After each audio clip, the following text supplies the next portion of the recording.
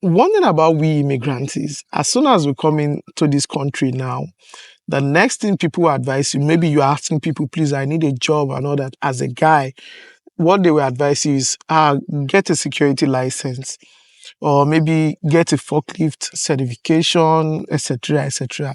Like, because you can get a job with this certification and not minimum pay job. You can at least, if you have a forklift certification, you can still get a job depending on your location. If you are in a city, the price is different from if you are in a rural community or anything.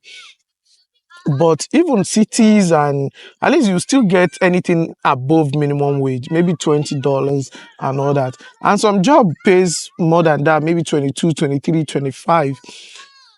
And if you are in a rural environment and you work in a good company, you can be paid $30 just to even more than $30. But you will not just operate forklift. You might, you will be doing shipping, receiving, inventory and all that.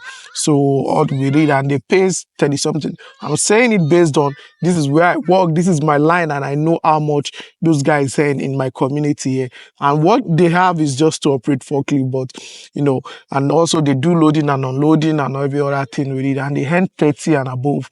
So, but we cannot all become a forklift operator.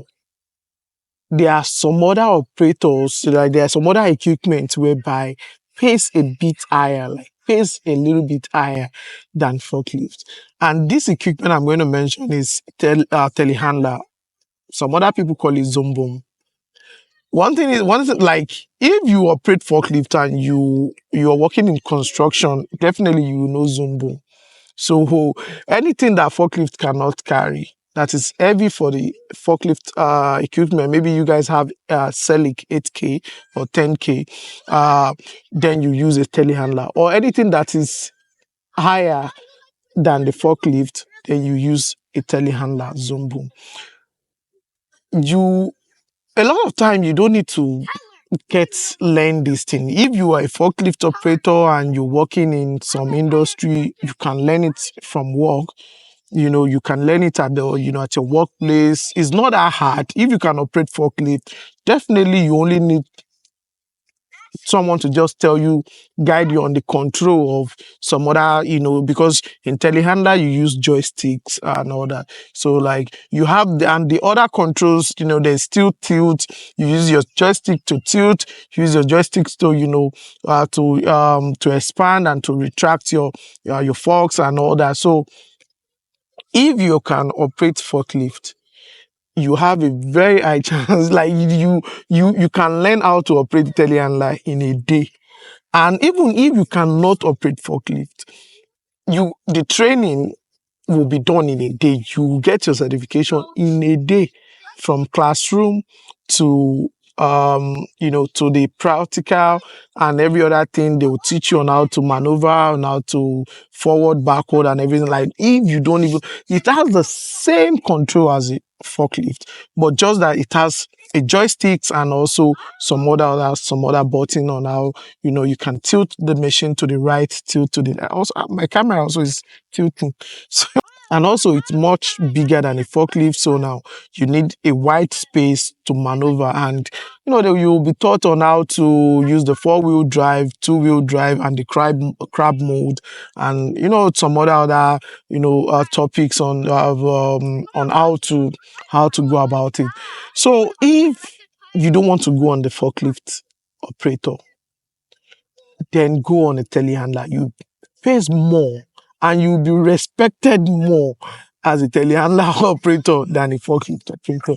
So because at least you're driving a big guy, so, and that's just it. But any forklift operator should be able to operate a telehandler. So now it has the same control and all that, just a little different buttons and all.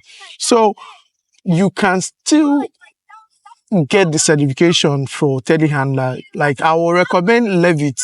So Levitt safety. If you are in every industry watching my video, like, you definitely know Levitt.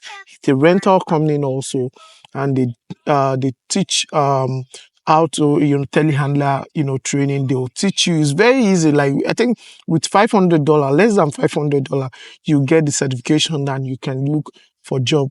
I forgot. My name is Taiwan. Welcome back to my YouTube channel. If this is your first time watching this guy, don't forget to click on the like and the, subscribe button. So I'm into trade. I talk about trade. This is my line, and I always advise immigrants, my fellow people, because I'm also an immigrant here in Canada. So I always advise people like, hey, come to trade. This is the only industry that, you can go from 0 to 100 within a short while. So if you want to earn six figures, within a year or 2 years in this country, you can earn that money in trade. See, there in a way that we all cannot go to school. Like, and that is one of the things that is happening back home, whereby, our parents will be like, go to school, go to school, go to school, get a degree and all that. But the country is built in a way that everyone, no, just few people are there from high school. Some people go to continue, get their college degree. Then most people go into some other, some follow their dad, their mom to farm, then become a farmer and all that. Some follow their parent business, they continue help their parents with their business and, they go from there. And a lot of people go into trade. So, man, there are so many these things here. So now, and a lot of people go into trade. And still, they all meet at the top. That is just it. Like, you earn the same pay grade as any other profession out there. And in trade, you are not owing the government any, money, like student loan or anything. So even as an apprentice here, like you are being paid. I have a video about how apprenticeship works in Canada. If you are in first year apprenticeship, you'll be paid. Maybe they'll start for like $20, $25, depending on where your line of work. So if class year 2 apprentice, your pay grade increase. Year 3, the same thing. If by year 3 you become a journeyman, but if you're in like heavy duty industry, then you need like year 4. Then still, as soon as you're done with year 4, your first salary should be around, as soon as you get your journeyman, your first salary is around 60 something.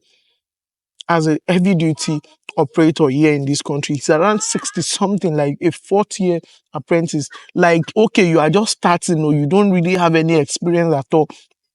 Start from 60, excluding overtime. So that is it. Like, even I don't know how you spend or anything. Like, if you earn 60 doing 12-hour shifts, every day, like you cannot even spend, except maybe you are a heavy spender, you will always have something to save. Like, so, like you always have money to save, like money to save. Like you always have something in your pocket. That is why, it's a very good career. Like, so I always advise this, go for telehandler. Like, if you think you can, forklift is not okay, or you want to just get another certification, you can also get a telehandler from Sunbelt. So now Sunbelt Rentals also offers telehandler certification. United Rentals also, I work in a rental company, so now I know like United Rental also offers telehandler certification. So or check it around you, like Zoom Boom, you can check telehandler and all that. So now, and if you have the experience back home and you come into, I will not advise you to, if you don't have the experience back home, to go learn it back home, because you have to still come here and get certified. So it's better for you to come to Canada first, then look for a company, like then get the certification, then look for job with the certification, and that is it. So I'll see you on the next one. My name is Taiwo. If you have any comment or you have anything to ask me, don't forget to drop a comment below, and take care. Bye bye.